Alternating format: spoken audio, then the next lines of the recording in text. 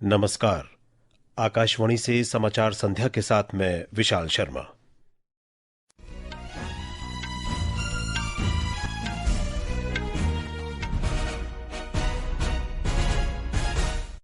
मुख्य समाचार। महाराष्ट्र के राज्यपाल सीपी राधाकृष्णन आगामी उपराष्ट्रपति चुनाव के लिए एनडीए के उम्मीदवार होंगे। प्रधानमंत्री नरेंद्र मोदी ने वोकल फॉर लोकल पर जोर देते हुए लोगों से देश में बने उत्पादों को खरीदने का आग्रह किया। श्री मोदी ने राष्ट्रीय राजधानी क्षेत्र में प्रमुख राष्ट्रीय राजमार्ग परियोजनाओं का उद्घाटन किया।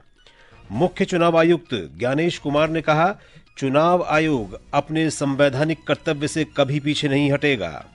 आयोग के लिए सभी राजनीतिक दल समान हैं। रूस यूक्रेन संघर्ष पर कल व्हाइट हाउस में अमेरिका के राष्ट्रपति डोनाल्ड ट्रंप के साथ होने वाली बैठक में यूक्रेन के राष्ट्रपति वोलोदिमिर जेलेंस्की के साथ कई यूरोपीय नेता शामिल होंगे। और इपोह में भारत की देविका सिहाग ने Malaysia international challenge badminton tournament का महिला सिंगल्स खिताब जीता।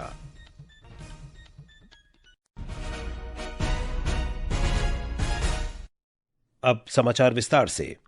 महाराष्ट्र के राज्यपाल सीपी राधाकृष्णन आगामी उपराष्ट्रपति चुनाव में राष्ट्रीय जनतांत्रिक गठबंधन एनडीए के उम्मीदवार होंगे।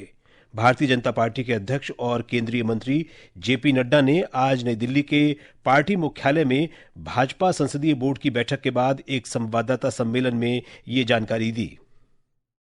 सभी के साथ चर्चा हुई, सुझाव मांगे गए और उसके बाद फिर ये तय हुआ कि हमारे उपराष्ट्रपति के प्रत्याशी के रूप में हमारे महाराष्ट्र के राज्यपाल श्री सीपी राधाकृष्णन जी, चंद्रपुरम पुन्नासामी राधाकृष्णन जी, उनको हम एनडीए का प्रत्याशी बनाएंगे। श्री नड्डा ने कहा कि भाजपा का उद्देश्य सभी राजनीतिक दलों के बीच सहमति बनाना है, जिससे कि उपराष्ट्रपति चुनाव आम सहमति से संपन्न हो जाएं। उन्होंने कहा कि पिछले सप्ताह एनडीए के सहयोगी दलों और विपक्ष से इस बारे में संपर्क किया गया था। प्रधानमंत्री नरेंद्र मोदी, पार्टी के राष्ट्रीय अध्यक्ष और स्वास्थ्य मंत्री जेपी नड्डा, गृह मंत्री अमित शाह और रक्षा मंत्री राजनाथ सिंह सहित बोर्ड के अन्य सदस्य इस बैठक में शामिल हुए। चुनाव अगले महीने की 9 तारीख को होगा। जगदीप धनखड़ के उपराष्ट्रपति पद से इस्तीफा देने के कारण यह चुनाव कराना पड़ रहा है। प्रधानमंत्री नरेंद्र मोदी ने वोकल फॉर लोकल पर जोर देते हुए लोगों से भारत में बने उत्पादों पर भरोसा करने और उन्हें खरीदने का आग्रह किया है। आज नई दिल्ली में लगभग 11,000 करोड़ रुपए की 2 प्रमुख राष्ट्रीय राजमार्ग परियोजनाओं का उद्घाटन करते हुए श्री मोदी ने यह बात कही। सभी देशवासियों से आग्रह करूंगा, भारत में बने सामान पर हम भरोसा करें। भारतीय हैं तो भारत में बना ही खरीदें। अब त्योहारों का सीजन चल रहा है, अपनों के साथ अपने लोकल उत्पादकों की खुशियां बांटें। आप तय करें, गिफ्ट वही देना है जो भारत में बना हो। प्रधानमंत्री ने कहा कि देश को मजबूत बनाने और इसे आत्मनिर्भर बनाने के लिए चरखाधारी मोहन के बताए रास्ते पर चलना चाहिए। इस अवसर पर श्री मोदी ने कहा कि उनकी सरकार दिल्ली के विकास के लिए दृढ़ संकल्पित है।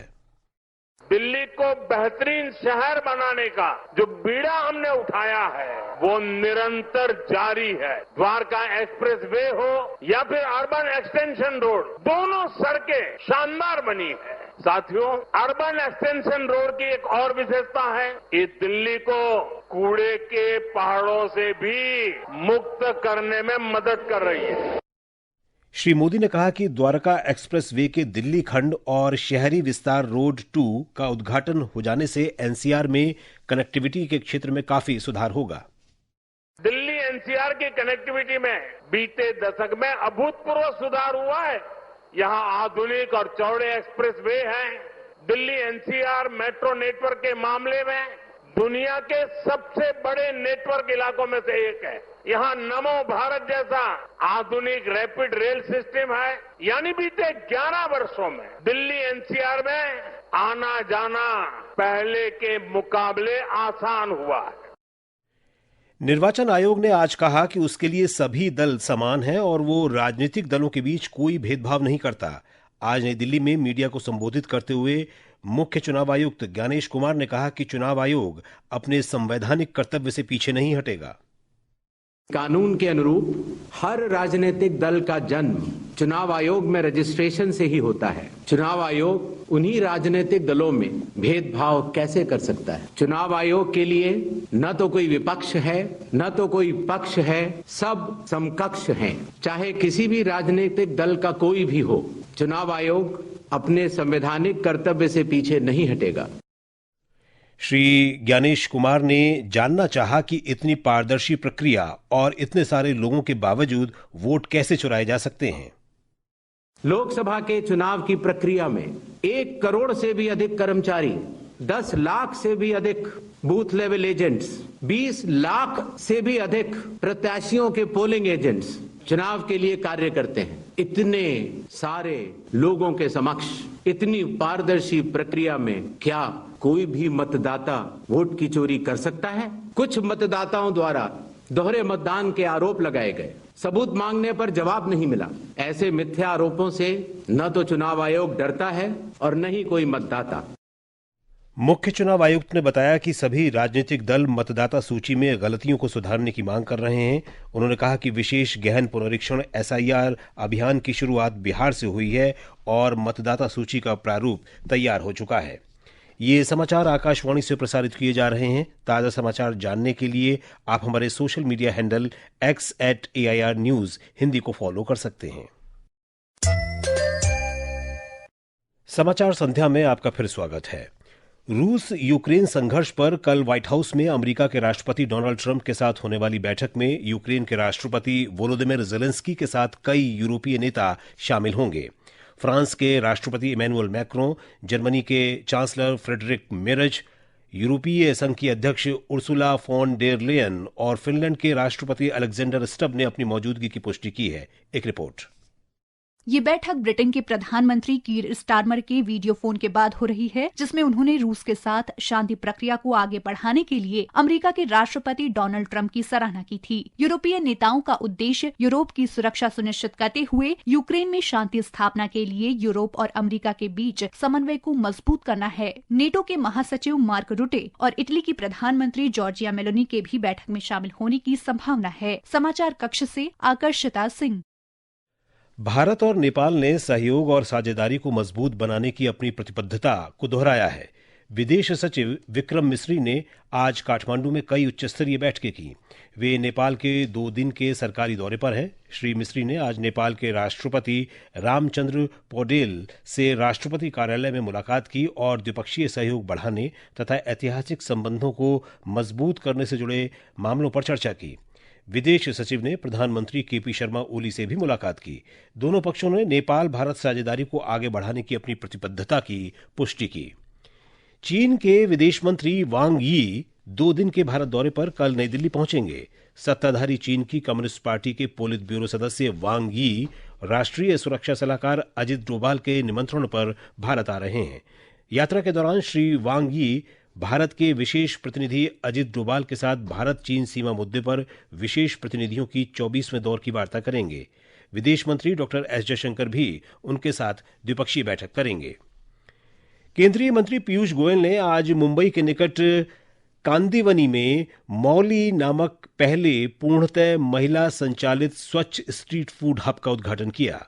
स्व सहायता समूहों की महिलाओं द्वारा पूरी तरह से प्रबंधित इस हब की विशिष्टता का उल्लेख करते हुए श्री गोयल ने बताया कि इन महिलाओं ने खाद्य सुरक्षा प्रशिक्षण और प्रमाणन कार्यक्रम के तहत प्रशिक्षण प्राप्त किया है और अब वे स्वच्छ तथा सुरक्षित व्यवसाय चलाने में सक्षम हैं। उन्होंने कहा कि इस पहल से न केवल महिलाओं को आजीविका का एक सम्मानजनक साधन प्रदान किया गया है, बल्कि स्थानीय उद्योग भी मजबूत हुए हैं। उन्होंने इस बात पर भी बल दिया कि स्वच्छ स्ट्रीट फूड हब खाद्य सुरक्षा, महिला सशक्तिकरण और सामुदायिक विकास का एक बेहतरीन उदाहरण है। केंद्रीय शिक्षा मंत्री धर्मेंद्र प्रधान ने छात्रों से 2047 तक समृद्ध भारत के उद्देश्य को साकार करने के लिए आत्मनिर्भर बनने का आह्वान किया है।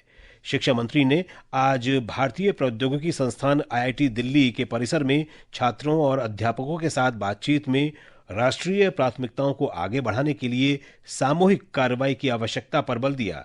श्री प्रधान ने क्षमताओं को बढ़ाने और नवाचार की भावना का विस्तार करने पर भी अपने विचार साझा किए। केंद्रीय मंत्री डॉक्टर जितेंद्र सिंह ने देश में मोटापे और मधुमेह के रोगियों के लिए भारतीय उपचार खोजने का आह्वान किया है। उन्होंने आज नई दिल्ली में एक पुस्तक विमोचन समारोह को संबोधित करते हुए कहा कि पेट का मोटापा भारतीयों के लिए पश्चिमी देशों के लोगों के मुकाबले ज्यादा खतरनाक है। उन्होंने भारतीय युवा समुदाय के संदर्भ में बचाव प्रक्रियाएं अपनाने को भी कहा। राष्ट्रीय आयुर्वेद विद्यापीठ कल से नई दिल्ली में 30वीं राष्ट्रीय गोष्ठी आयोजित करेगी। ये विद्यापीठ आयुष मंत्रालय के अंतर्गत एक स्वायत्त संस्था है। आयुष मंत्रालय ने एक बयान में कहा है कि इस वर्ष का विषय है आयुर्वेद के माध्यम से बाल चिकित्सा में रोग और कल्याण का प्रबंधन। सिक्किम और कालिम्पोंग को देश के अन्य भागों से जोड़ने वाले राष्ट्रीय राजमार्ग संख्या 10 को आज यातायात के लिए फिर से खोल दिया गया। ये राजमार्ग लगातार हो रहे भूस्खलन के कारण पिछले 6 दिन से बंद था। ये समाचार हमारी वेबसाइट www.newsonair.gov.in और हमारी न्यूज ऑन एआईआर ऐप पर भी उपलब्ध हैं। और अब बात खेलों की। भारत की देविका सिहाग ने Malaysia international challenge badminton tournament का महिला सिंगल्स खिताब जीत लिया है। इपोह में आज खेले गए फाइनल में उन्होंने अपने ही देश की ईशा रानी बरुआ को 15-7, 15-12 से हराया। देविका जर्मनी में वर्ल्ड यूनिवर्सिटी गेम्स में कांस्य पदक जीतने वाली भारतीय बैडमिंटन टीम का हिस्सा रही हैं। 134वें डूरंड कप फुटबॉल टूर्नामेंट के चौथे और अंतिम क्वार्टर फाइनल में इस समय कोलकाता के विवेकानंद युवा भारती क्रीड़ांगन में ईस्ट बंगाल एफसी और मोहन बागान सुपर जायंट के बीच मुकाबला जारी है। ताजा समाचार मिलने तक ईस्ट बंगाल एफसी 2-1 से आगे है। इससे पहले जमशेदपुर में आज डायमंड हार्बर एफसी ने जमशेदपुर एफसी को 2-0 से हराकर सेमीफाइनल में जगह बनाई।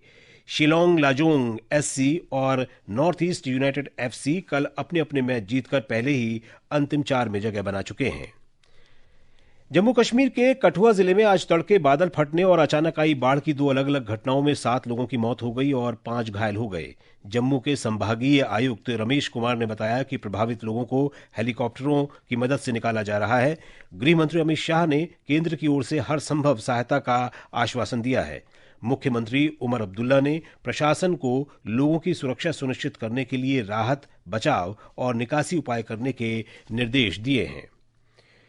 केंद्रीय मंत्री डॉक्टर जितेंद्र सिंह ने कहा है कि किश्तवाड़ के चिसोती गांव में बादल फटने के बाद लापता और मलबे में दबे लोगों का पता लगाना तत्काल प्राथमिकता है। डॉक्टर सिंह बादल फटने से प्रभावित चिसोती गांव शुक्रवार आधी रात पहुंचे और बचाव और राहत कार्यों का जायजा लिया। उन्होंने कहा कि शायद पहली बार इस क्षेत्र में इतनी बड़ी आपदा आई है। मौसम विभाग ने अगले 7 दिनों के दौरान गोवा, महाराष्ट्र और गुजरात में मूसलाधार वर्षा का अनुमान व्यक्त किया है। मौसम विभाग ने कहा है कि इस महीने की 19 तारीख तक कोंकण और गोवा, मध्य महाराष्ट्र के घाटक क्षेत्र में तेज बारिश की संभावना है। अगले कुछ दिनों तक दक्षिण प्रायद्वीपीय भारत में भी मूसलाधार वर्षा जारी रहेगी, जिसमें आज तेलंगाना में तेज बारिश होगी। और अब अंत में मुख्य समाचार एक बार फिर। महाराष्ट्र के राज्यपाल सीपी राधाकृष्णन आगामी उपराष्ट्रपति चुनाव के लिए एनडीए के उम्मीदवार होंगे। प्रधानमंत्री नरेंद्र मोदी ने वोकल फॉर लोकल पर जोर देते हुए लोगों से देश में बने उत्पादों को खरीदने का आग्रह किया। श्री मोदी ने राष्ट्रीय राजधानी क्षेत्र में प्रमुख राष्ट्रीय राजमार्ग परियोजनाओं का उद्घाटन किया। मुख्य चुनाव आयुक्त ज्ञानेश कुमार ने कहा, चुनाव आयोग अपने संवैधानिक कर्तव्य से कभी पीछे नहीं हटेगा। आयोग के लिए सभी राजनीतिक दल समान हैं। रूस यूक्रेन संघर्ष पर कल व्हाइट हाउस में अमेरिका के राष्ट्रपति डोनाल्ड ट्रंप के साथ होने वाली बैठक में यूक्रेन के राष्ट्रपति वोलोदिमिर ज़ेलेंस्की के साथ कई यूरोपीय नेता शामिल होंगे। और इपोह में भारत की देविका सिहाग ने Malaysia international challenge badminton tournament का महिला सिंगल्स खिताब जीता। इसके साथ ही समाचार संध्या का ये अंक समाप्त हुआ। नमस्कार।